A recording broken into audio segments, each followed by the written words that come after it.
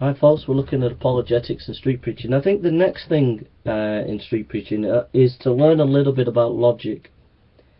There are a number of videos online, there are books, but try and learn a little bit about logic.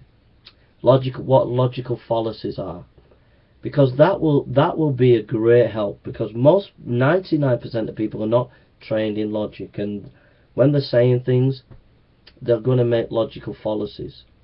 So if you just know just a little bit about logic, it really helps you, because it helps you to clarify what they're saying, it helps you to pinpoint the inaccuracies of what they're saying, and it really gives you an edge in being able to help people and ask questions, answer their questions, and ask them questions, because you're able to discern that they've made a logical fallacy. You don't have to be technical, you don't have to get too deep into it. You can just watch one video.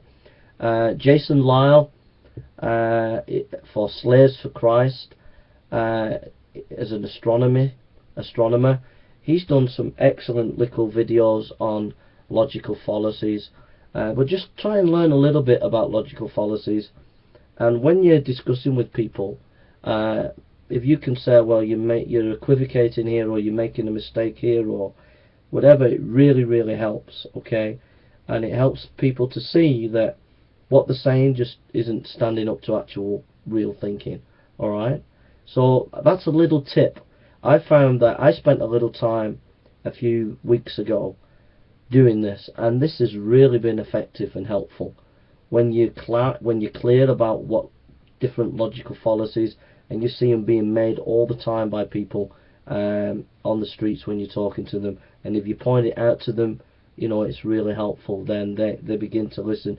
And it's also helpful because when you get people trying to heckle you or put you down, you can point out, well, whatever they've said, they've made a logical fallacy. Okay, so that's really helpful.